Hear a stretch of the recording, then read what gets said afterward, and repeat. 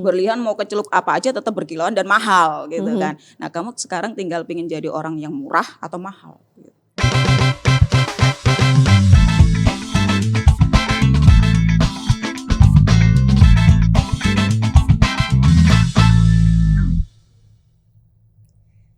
Kece Radio, your easy listening station. Halo, apa kabar Kece People? Kali ini saya bersama dengan yang baru saja di tahun 2021 ini dikukuhkan.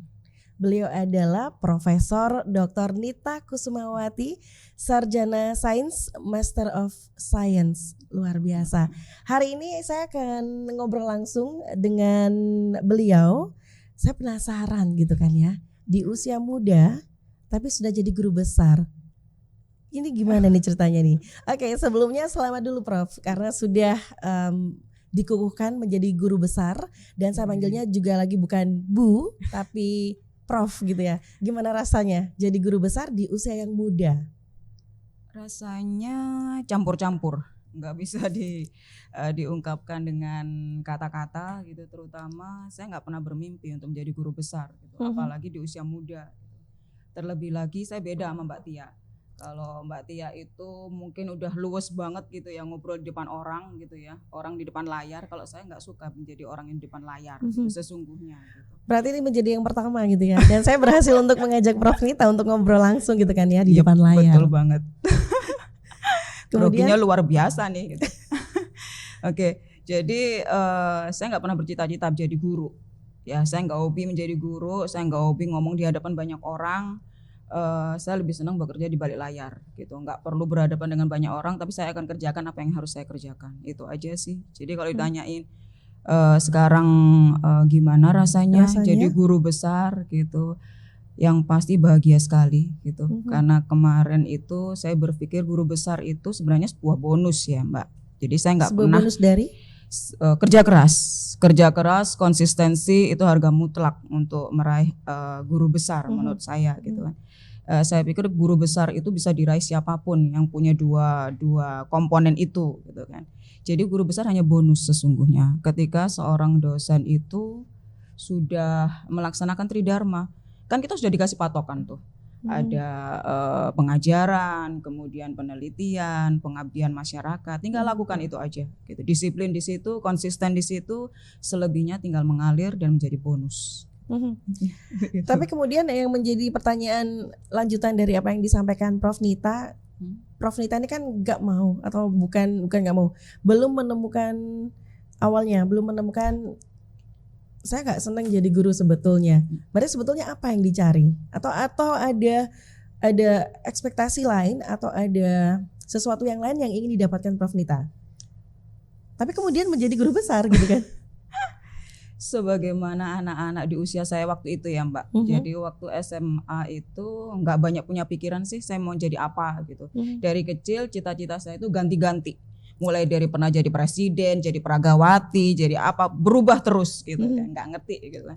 Sampai kemudian ayah saya itu juga bingung mau ngikuti saya ke arah mana gitu.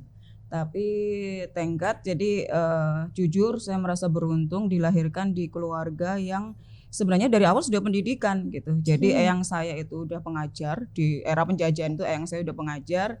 Terus ibu saya guru, bapak saya dosen. Jadi ya berkutat di situ-situ aja gitu. Jadi saya lagi-lagi semuanya serba diarahkan Mbak Tia. Jadi mulai SMA milih jurusan juga nggak ngerti milih jurusan apa, ayah saya yang pilihkan gitu kan.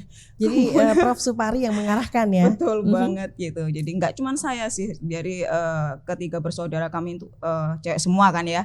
Itu semuanya diarahkan dan memang bapak menjadi sosok yang berperan untuk mengarahkan ke arah sana gitu. Nah awalnya juga seperti itu, kemudian kuliah juga masih dipilihkan, saya nggak ngerti milih apa. Saya orang yang serba takut apa-apa gitu kan. Saya nggak mau ikut UMPT, jadi bapak saya itu sampai bingung, ya udah ikut les intensif waktu itu, udah bayar udah apa, tapi aku nggak pede Pak gitu. Saya nggak pede sama sekali untuk apapun. Nah itu saya orang yang paling aneh di antara tiga bersaudara itu gitu. Sampai akhirnya semua dipilihkan. Terus bapak bilang coba aja dulu lah. Saking nggak pedenya sampai waktu itu saya bersyukur banget ITS buka PMDK yang pertama Mbak. Nah karena itu saya coba aja daripada saya harus bersaing dengan banyak orang gitu. Nah jelalah kok iya keterimanya di situ gitu ya. Terus itu mengalir gitu aja. Saya baru menemukan jalan saya itu mulai dipaksa untuk jadi dosen. Saya pinginnya bukan jadi dosen. Saya maunya jadi pegawai bank. Kenapa? Sepele, karena saya sekolah di ITS jurusan kimia yang notabene itu terkenal banget. Kita itu kalau berangkat cantik, pulangnya itu sudah nggak cantik lagi deh Mbak. Gitu. Udah yang keringetan, yang apa gitu kan. Jadi sepele. Jadi saya pingin jadi pegawai bank itu hanya untuk bisa cantik aja dari pagi sampai sore. Tapi kemudian enjoy ya. Karena kan biasanya kalau apa-apa dipilihkan, kemudian kita punya keinginan sendiri, itu kan akan ada sisi berontaknya gitu. Pasti. Prof Nita pernah di posisi itu? Pasti. Jadi waktu saya udah kerja. Waktu itu saya sudah kerja. Status mahasiswa sudah kerja? Enggak. Jadi mahasiswa saya selesaikan dulu. Kemudian saya mau kerja yang saya mau. Saya pikir gitu. Saya lamaran ke beberapa tempat. Di beberapa bank sudah ada bisa masuk. Cuman waktu itu bapak minta untuk coba aja lah. Coba gitu. Nah coba untuk apa? Saya kan udah kerja gitu kan.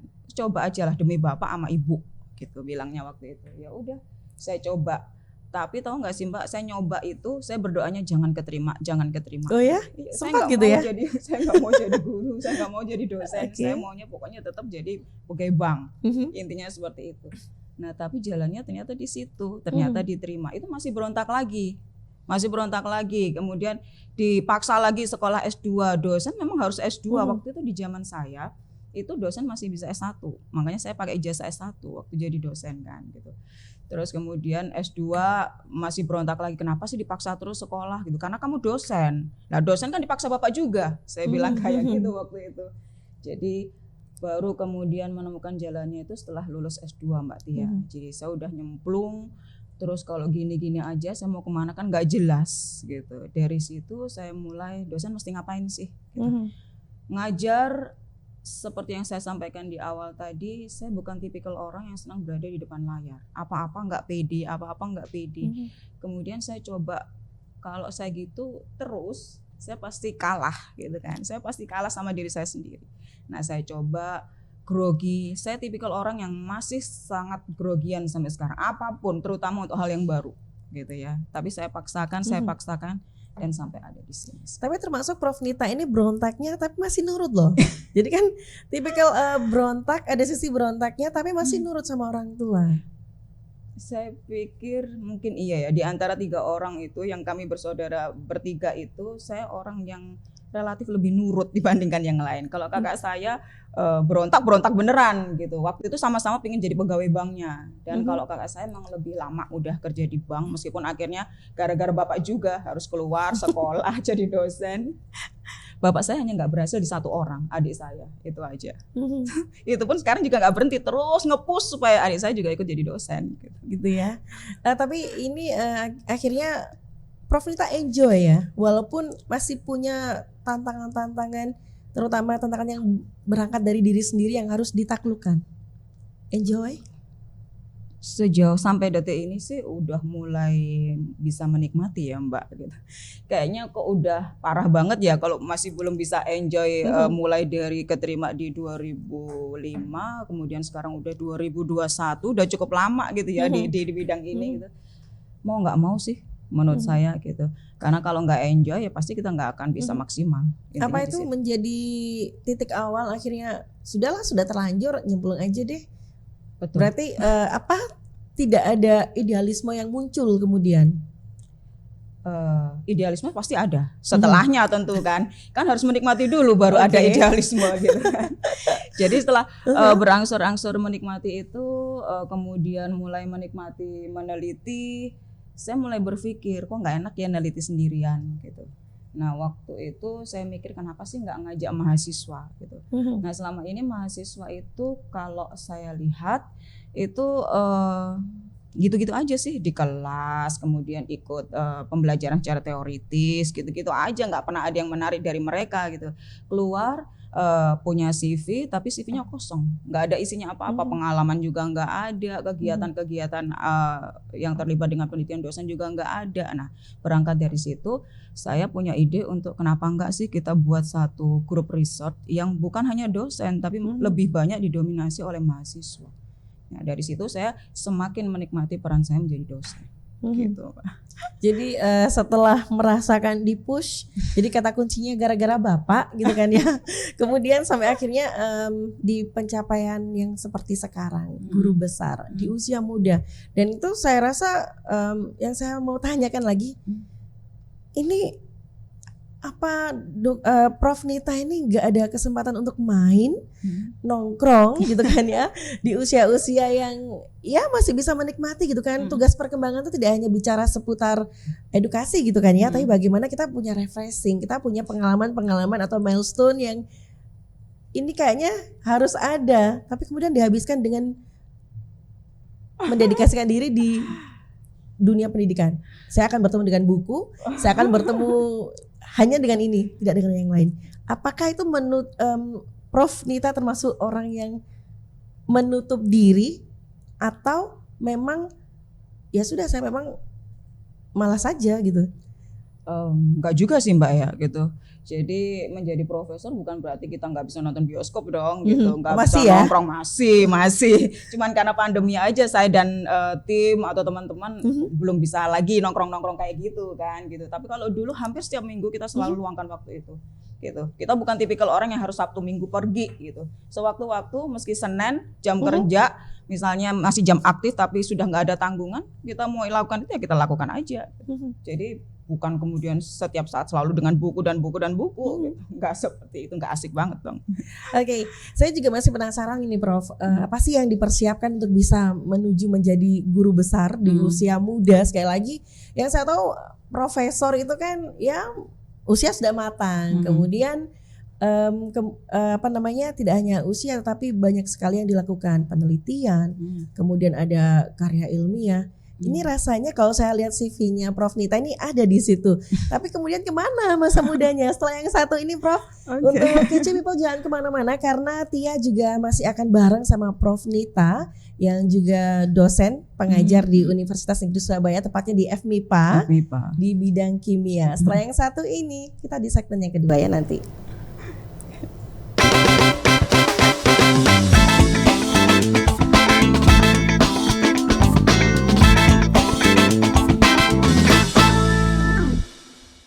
Halo Kece People, apa kabar? Senang sekali hari ini saya Mufti bisa hadir menemani Kece People semuanya. Tentunya dalam program Roommate. Yang penting gak roommate, persembahan dari Kece Radio dan SMCC, Satuan Mitigasi Krisis Center UNESA. Nah, terkadang orang-orang ini juga berkaitan dengan pola asuh ya. Pola asuh orang tua. Kadang-kadang ketika kita masih kecil, ketika kita masuk di PAUD dan lain sebagainya, seringkali kita ditakut-takutin oleh guru atau orang tua kita. Maruta, sebenarnya negative thinking itu bahaya nggak sih? Saya yakin Anda adalah orang yang hebat. Anda punya potensi yang harus dikembangkan sampai detik ini, dan Anda sudah bertahan sampai detik ini. Itu adalah luar biasa sekali.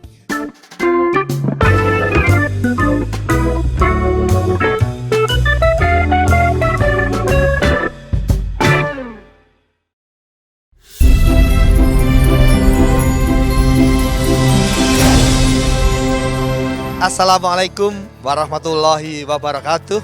Saya Agus Haryanto, Wakil Rektor Bidang Kemahasiswaan dan Alumni Universitas Negeri Surabaya, mengucapkan selamat dan sukses atas rebranding Radio UNESA menjadi Kece Radio.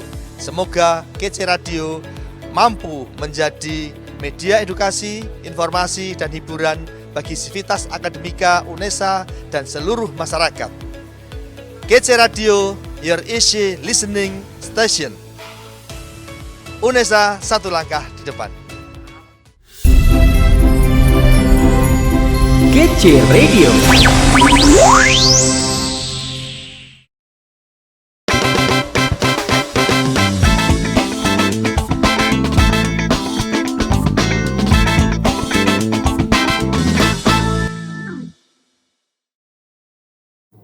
Kita masih di Bincang Unesa dengan topik terkini menjadi guru besar di usia muda. Bareng saya Tia Ezar dan juga Profesor Dr. Nita Kusumawati, Sarjana Sains dan Master Science.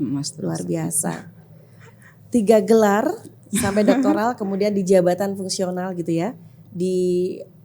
Bisa dikatakan ini adalah jabatan tertinggi gitu kan di dunia akademik atau pendidikan. Apa sih yang disiapin Prof Nita untuk bisa sampai di posisi seperti ini? Karena saya pribadi penasaran. Saya yakin Kece People juga penasaran nih yang lagi nyimak perbincangan kita. Oke, jadi persiapan khusus nggak ada sebenarnya gitu. Intinya kalau di dosen itu semua udah disiapin sih Mbak gitu. Kalau kita itu mau naik pangkat gitu ya, naik golongan dari 3A, 3B, 3C, and so on. Kemudian juga jabatan fungsional dari lektor kepala, semuanya kan udah jelas. Kita itu mesti ngumpulin apaan gitu kan. Cuman saya nggak pernah nge-push diri saya sendiri untuk terlalu terpaku dengan itu. Yang saya taruh di kepala saya cuman menikmati gitu kan. Nah karena itu makanya saya nggak pernah terlalu oke, tahun ini saya mesti ngapain gitu atau tahun depan saya mesti ngapain. Yang ada di kepala saya cuman tahun ini saya mesti berkegiatan apa gitu. Saya berusaha semaksimal mungkin gitu, nggak pernah melewatkan 1 tahun pun untuk tidak melakukan kegiatan riset atau PKM apapun. Nah kalau sudah melakukan itu insya Allah semuanya tinggal mengalir aja Mbak gitu. Karena dari penelitian, dari pengabdian masyarakat akan selalu ada produk kan yang dihasilkan. Mulai dari publikasi, mau itu di jurnal nasional, internasional. Kemudian PKM itu kita pasti hasilkan satu produk. Nah dari satu penelitian aja kita itu bisa menghasilkan banyak karya. Nah karya masing-masing karya ini kan pasti ada nilainya tuh. Nah dari sekian banyak nilai 1 tahun aja kita sudah dapat berapa.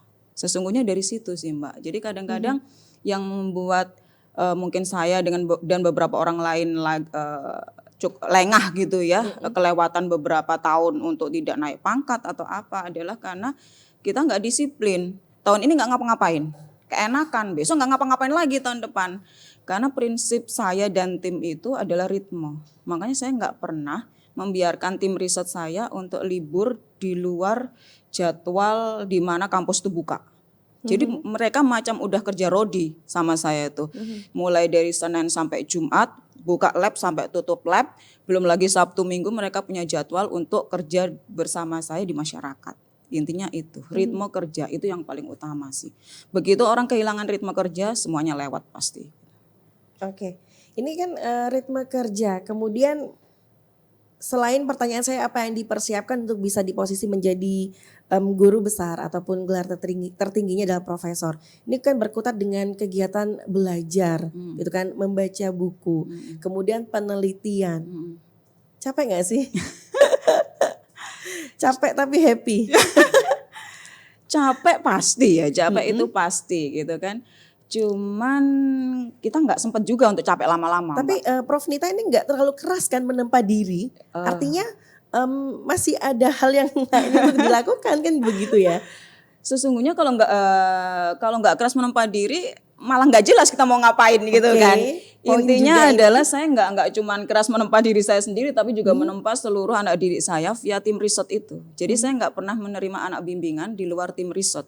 Semua yang saya terima dalam menjadi bimbingan saya ada perjanjian di awal bahwa mereka akan terlibat dalam tim riset. Dan kuncinya cuma satu, waktu selain kuliah adalah waktu di lab.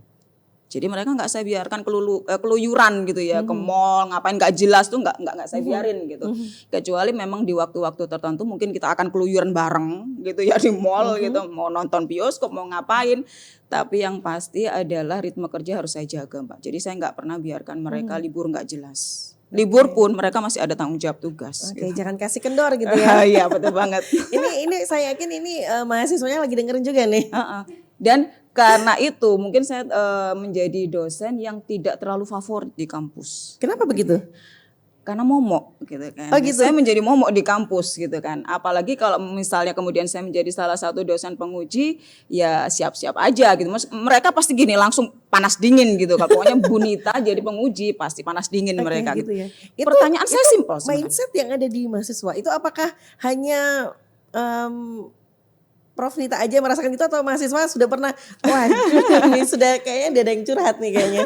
Banyak kayaknya Mbak ya. Ada yang sampai anak saya itu bilang, Bu kemarin tuh Bu yang mau diuji ibu, sudah diuji ibu, satunya lagi dosennya juga terkenalnya killer. Dia panas dingin Bu, nangis di depan itu begitu dapat penguji katanya gitu. Saya nggak pernah heboh sih kalau nguji. Saya itu cuman pingin kamu itu tahu nggak sih mau ngapain gitu loh. Pertanyaan saya nggak pernah lepas dari. Tapi mendasar kan? Iya. Dalam nggak ya jawabannya? Pertanyaan saya nggak pernah lepas dari kenapa kok gitu, kenapa kok gini, bisa nggak diganti ini, bisa nggak diganti itu, hanya seputar itu. Tapi itu rasanya menjadi memang justru mereka nggak bisa menjawab di situnya gitu Mbak. Rata-rata mahasiswa kita kalau nggak dilibatkan di kegiatan risetnya dosen atau kampus merdeka seperti sekarang ini, mereka itu lulus iya pasti, mereka dapat ijazah pasti. Tapi Mbak bisa buktikan sendiri bahwa mereka kosong gitu. Mereka nggak punya apa-apa di sini gitu. Jangankan mengarahkan dirinya mau ngapain nanti beberapa tahun ke depan. Mereka itu sebenarnya lulus dengan tidak dapat apa-apa. Gitu. Jadi Prof Nita ini seperti mempersiapkan mereka kalau kamu setelah kuliah ini lulus wisuda, ini yang lebih keras gitu kan, yang real yang kamu hadapi di kehidupan. Betul, gitu ya. jangan kamu pikir keluar dari kampus akan lebih mudah, lebih Bu Nita galak gitu. Di masyarakat lebih galak lagi gitu. Udah gitu kan. Iya, tapi ternyata di luar sana lebih keras karena mereka harus bekerja, harus bertemu dengan orang-orang baru gitu ya. Betul. Saya selalu tanamkan ke anak-anak pilihannya cuma 2. Karena kita orang kimia, maka basiskan ke kamu mau jadi karbon atau berlian. Saya selalu bilang seperti itu. Karbon sama berlian berasal dari material yang sama. Tapi berlian itu karbon yang ditempa dengan panas tinggi dan tekanan tinggi. Kamu milih jadi siapa? Jadinya berlian. Jadinya berlian. Harganya mahal dong. Berlian mau kecelup apa aja tetap berkilauan dan mahal gitu kan. Nah kamu sekarang tinggal pingin jadi orang yang murah atau mahal. Gitu. Itu pilihan. Hidup itu pilihan. Susah kayaknya. Mbak bisa jawab gak sih? Tapi memang dari step-step ini harapannya memang Prof Nita pengen teman-teman mahasiswa ini lebih dapat sesuatu, punya value gitu ya dalam kehidupannya. Betul. Jadi saya merasa dulu kalau saya nggak punya bapak saya nggak punya ibu saya nggak ngerti mau ngapain gitu kan. Saya dididik nggak seperti layaknya anak perempuan gitu. Bapak saya kebetulan kontraktor listrik, jadi apa-apa yang berhubungan dengan listrik pasti sesuatu yang keras kan ya Mbak. Didikannya pun sama. Jadi bapak saya itu diktator buat saya gitu. Diktator yang mengarahkan hidup saya sampai sekarang ini gitu. Tapi diktator yang saya syukuri keberadaannya gitu. Sementara ibu saya memastikan anak-anaknya itu nggak pernah lepas dari kediktatoran itu tadi. Waduh, ini berarti kerjasama yang pas nih antara Prof Supari sama Ibu nih ya. Iya betul banget. Jadi nah saya berpikir aja mungkin saja di luar sana ada anak-anak yang tidak cukup beruntung untuk punya orang tua seperti orang tua saya gitu, yang bisa mengarahkan, yang bisa mungkin prepare gitu. Saya 5 tahun ke depan harus jadi apa sih gitu. Saya 5 tahun ke depan apa yang harus saya capai gitu. Nah itu saya berusaha untuk menempatkan diri di posisi itu. Meski saya juga nggak ngerti sih mereka itu merasa saya sudah seperti itu atau belum gitu. Mereka mensyukuri keberadaan saya atau enggak, saya nggak ngerti. Tapi masa bodoh dengan itu. Saya pikir kalau maksudnya baik, pasti nanti arahnya juga akan baik. Oke. Banget ini dalam ya. Dan Prof Nita ini kan kalau saya melihat atau jadi sebelum saya ketemu Prof Nita ini ada banyak hal yang harus saya baca karena saya ingin mengetahui dengan siapa saya bicara gitu kan. Dan ternyata Prof Nita ini pertama S1-nya kimia analitik. Betul. Di ITS. Yang kedua juga kimia analitik di UGM. Kemudian doktoralnya di kimia analitik juga, UNER. Perempuan pengen jadi pegawai bank, tapi kenapa berkecimpung di dunia yang tidak ada keperempuanannya sama sekali gitu kan ya? Loh, jangan salah Mbak Tia, kimia itu lekat dengan perempuan. Oh, kalau ya? Mbak Tia lakukan studi lebih lanjut, di mana-mana jurusan kimia itu minim laki-laki. Saya nggak ngerti kenapa seperti itu gitu, minim laki-laki gitu kan. Terus analisis gitu ya. Kenapa memilih analisis awalnya Mbak? Karena saya orang kimia yang nggak senang reaksi kimia, aneh kan, gitu kan. Saya nggak senang reaksi kimia, makanya saya pilih yang paling simpel aja, kimia analisis gitu kan. Waktu itu saya pikir Tapi begitu masuk S2 ternyata tidak sesimpel itu. Tapi saya justru semakin mencintai kimia analisis. Menarik sekali. Karena analisis, Mbak. Jadi bukan hanya di kimia, mau di fisika atau bidang ilmu yang lain, analisis itu kan pasti menjadi dasar. Dasar pemahaman, dasar kemudian nanti ke depannya mau dibentuk seperti apa gitu. Nggak mungkin ilmu itu nggak ada analisisnya gitu. Nah, semakin kesini saya semakin mencintai karena memang dengan analisis kita nggak cuma bisa belajar kimia, tapi kita bisa banyak sekali dapat pengetahuan yang baru, kemudian kita bisa dapat ide-ide baru, konsep-konsep baru. Nah, dari situ saya semakin yakin untuk juga mengarahkan ke arah kimia analisis untuk anak-anak saya. Gitu. Oke, tapi sebetulnya dari kimia sendiri itu kan orang lihatnya pertama taunya kalau kimia itu eksakta, ilmu pasti gitu kan, ilmu pengetahuan alam. Yang dipelajari juga kaitannya dengan angka gitu kan ya, tidak ada estetiknya gitu kan. Sementara kalau yang sosial mungkin lebih tidak dengan angka, karena orang kadang kalau dengan matematika kalau yang nggak benar-benar seneng kan pasti aduh matematika lagi, aduh angka lagi. Ini yang akhirnya membuat Prof Nita menekuni kimia analisis. Kimia sendiri pastinya yang belum tahu itu kan punya banyak sekali dampaknya pada kehidupan manusia kan ya. Pasti. Jadi saya nggak sama. Lagi-lagi saya nggak sama Mbak Tia mungkin gitu alasannya. Saya nggak pandai ngomong, ya kan. Saya nggak pandai berkata-kata sehingga saya memilih 2 tambah 2 sama dengan 4 Mbak. Saya milih yang pasti-pasti aja. Saya lebih bisa ngomong kalau sifatnya itu keilmuan pasti gitu. Kalau untuk harus mengembangkan pembicaraan ke arah sini situ saya nggak pandai banget Mbak gitu. Makanya ilmu bidang saya pasti eksakta, nggak mungkin sosial gitu. Nah, kenapa milih kimia? Saya nggak ngerti awalnya milih kimia. Lagi-lagi waktu saya milih S1 kan bapak saya yang ngambilin formulir Mbak gitu. Dari nilai IPA saya yang kebetulan karena didikan ibu yang begitu keras juga untuk belajar gitu kan. IPA saya alhamdulillah semuanya dapat 9, tapi saya nggak ngerti mau ngapain gitu. Saya mau lebih ke biologi atau matematika atau apa saya nggak ngerti gitu. Bapak saya aja ambil formulir PMDK dari ITS dan langsung pilihkan saya kimia gitu. Cuman sekarang saya bersyukur sih masuk kimia gitu. Apa sih yang nggak bisa dibuat dengan kimia gitu, dari ujung rambut sampai ujung kaki gitu, semuanya kimia. Oke. Dari apa-apa disiapin, dari apa-apa diarahkan, tapi ternyata bisa sampai di titik ini menjadi sebuah penghargaan yang luar biasa, tidak hanya bagi seorang Prof Nita, tapi juga bagaimana ini ada campur tangan Bapak dan Ibu di belakang sana. Kita akan lanjutkan di segmen yang kedua, Prof. Buat Kece People jangan kemana-mana dan juga jangan lupa untuk selalu pantengin semua program kita baik Kece TV, by UNESA maupun Kece Radio by UNESA. Kita punya sosial media, bisa dapatkan semua informasinya di sana ya Kece People. Jangan lupa yang belum subscribe silakan di subscribe, yang belum follow silakan di follow. Kita akan kembali di segmen yang ketiga.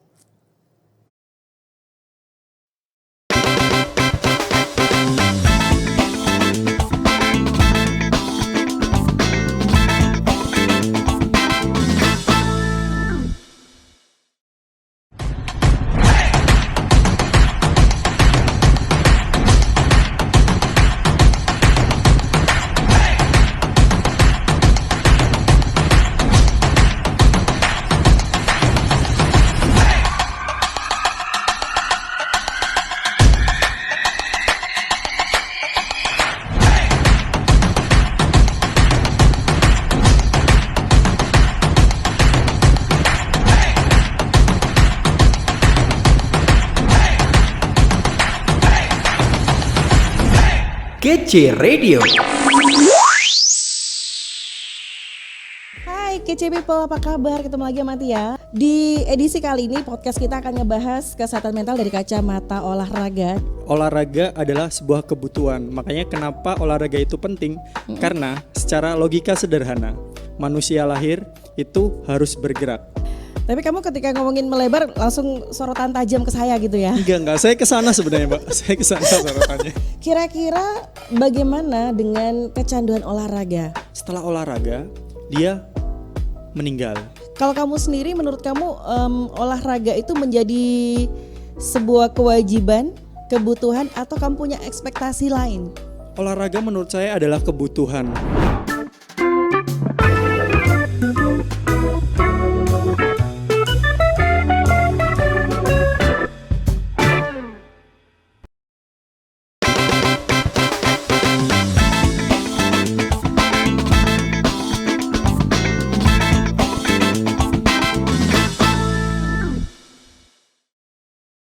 Kece People, kita masih walaupun mengadakan podcast di tengah pandemi COVID-19, tapi saya yakin Prof Nita, saya dan teman-teman di belakang sana, tim Kece Media juga saling menjaga.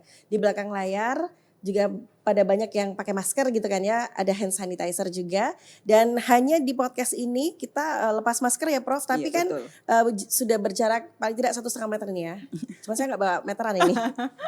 Oke, kita di segmen yang ketiga Prof. Oke. Tadi sempat di belakang layar ataupun bahkan sempat mungkin ketika kita di segmen yang pertama aktivitas Prof Nita ini kan tadi siapa bilang Mbak saya nggak ada aktivitas untuk refreshing, ada, bahkan saya mengajak mahasiswa-mahasiswa dan dari obrolan itu Prof Nita kan mengatakan tim riset merah putih ini teman-teman mahasiswa ini disuruh ngapain gitu kan ya, mereka ngumpul ini apakah harus punya jiwa merah putih atau bagaimana ini? Oke, jadi dari cita-cita untuk mulai apa ya Mbak, punya payung riset. Jadi selama ini kalau saya pikir sih belum banyak gitu ya satu tim riset yang punya arah pengembangannya nanti mau spesifik seperti apa. Nah, berbekal dari itu kemudian melihat mahasiswa kok kayaknya perlu diarahkan ya. Kemudian saya berinisiatif untuk mulai di 2015 atau 16 itu untuk mulai membentuk tim riset merah putih gitu kan. Nah, tim riset merah putih sendiri nggak cuma dosen yang di situ gitu. Jadi beberapa dosen baik dari jurusan kimia, kemudian ada teknik. Kami coba multidisiplin karena memang sebuah kegiatan penelitian atau pengabdian itu nggak bisa dilakukan hanya dengan satu disiplin ilmu. Nah, dengan adanya masuk multidisiplin ini, mahasiswa itu bisa saling bertukar pengalaman, pengetahuan dari mahasiswa yang teknik, kemudian dengan yang kimia atau MIPA, itu bisa saling bertukar pengalaman gitu. Kemudian apa yang mereka lakukan tentu mengikuti yang menjadi proyek dosennya gitu. Nah, kami ini kan kalau mengandalkan gaji dosen untuk kemudian melakukan penelitian skala besar kan rasanya nggak mungkin ya Mbak. Makanya kami ini yang menjadi satu tim besar itu membiasakan diri setiap tahun untuk menulis proposal gitu. Kita mau ngapain? Kita mau mengembangkan apa nih gitu.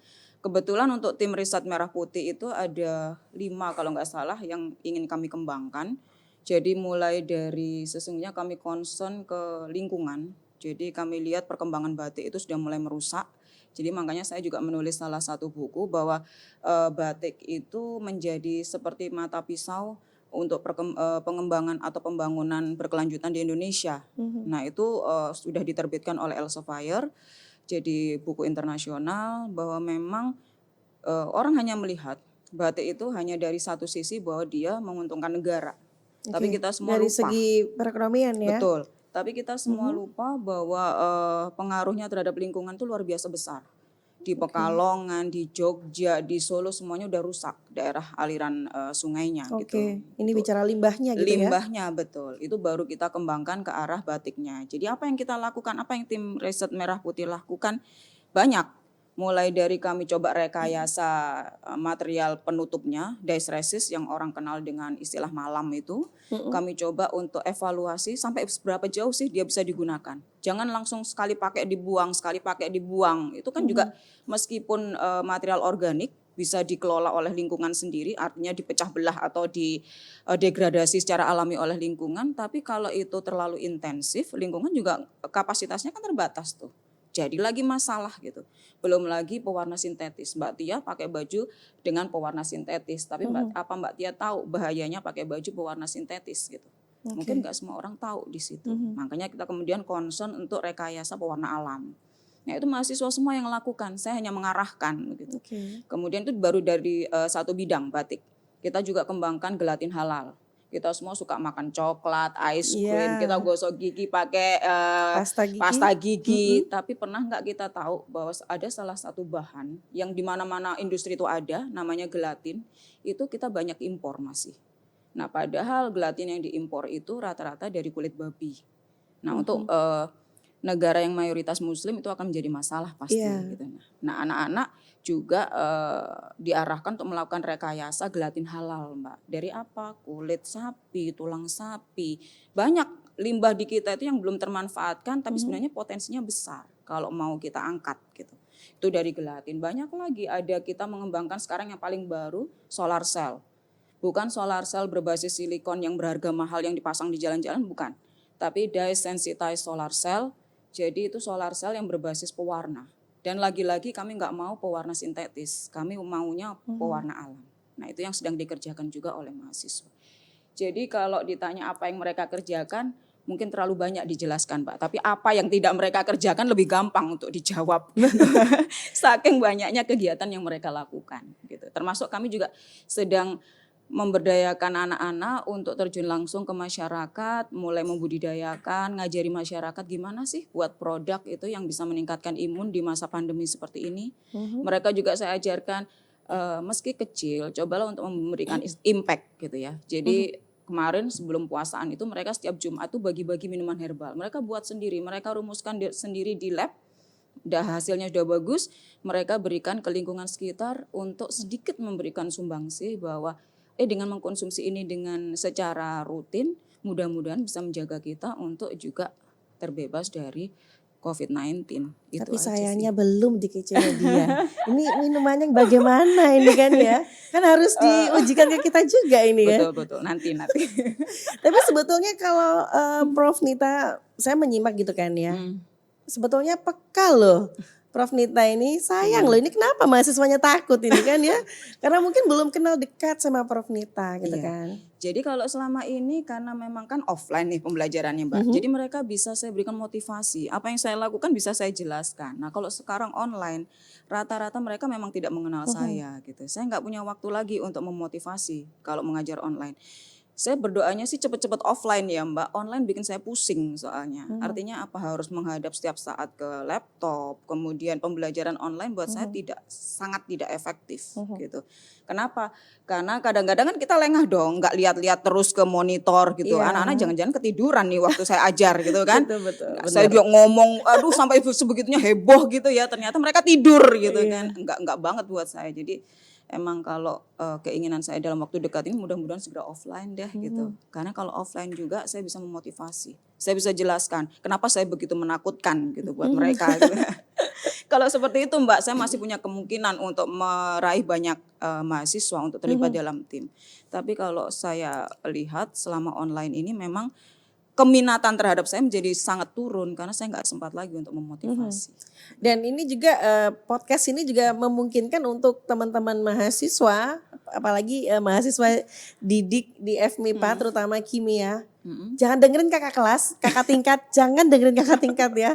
Kalau sebetulnya Prof Nita ini baik kok ya, peka gitu kan ya, mengajak teman-teman untuk lebih bisa punya nilai lebih bagi dirinya, tidak hanya kuliah kemudian dapat ijazah, skripsi oke, dapat ijazah wisuda. Ini bagaimana ketika setelah itu berkecimpung di dunia yang sebenarnya. Betul. Mereka berhadapan dengan dunia kerja, dengan banget. teman-teman yang benar-benar yang tidak hanya sekedar bisa ngajak nongkrong gitu kan ya. Nanti sama Prof Nita juga bisa nongkrong, tapi setelah penelitian. Itu nongkrong besarnya. Oh, Kalau nongkrong nongkrong besarnya. kecil-kecilnya setiap saat setiap waktu itu. Oke, nanti seharusnya juga ada segmen gimana sih kita tanya testimoni yang benar-benar dari mahasiswa. Prof Nita itu bagaimana gitu ya, apalagi yang di tim riset Merah Putih. Yang di belakang sana lagi ketawa tuh. Oke, Prof ini kan kemudian sebetulnya ada cita-cita mulia bagaimana teman-teman mahasiswa ini menjadi mahasiswa yang punya daya guna tinggi untuk dirinya dan juga untuk lingkungan, termasuk bagaimana mereka menjadi Civitas Akademika UNESA kan begitu. Nah, untuk bisa sampai di titik itu otomatis kan ada proses ini kayaknya yang bisa masuk di tim riset ini, apa kriteria untuk itu? Nggak pernah punya Kriteria khusus? Ya, nggak ada pernah Pokoknya punya ada kriteria. keinginan untuk maju? Saya nggak sempat untuk menetapkan kriteria Mbak. Wong yang minat saya ke saya aja kan sedikit gitu kan. Bagaimana saya menetapkan kriteria? Kecuali kalau yang minat ke saya itu beludak gitu ya Mbak. Saya terapkan kriteria untuk seleksi. Saya nggak pernah pilih-pilih anak gitu. Cuma sedikit gemes dengan orang-orang tertentu pasti gitu kan. Ada anak-anak dengan kriteria tertentu yang harus lebih sabar kayaknya yang ngajarinya itu pasti gitu kan.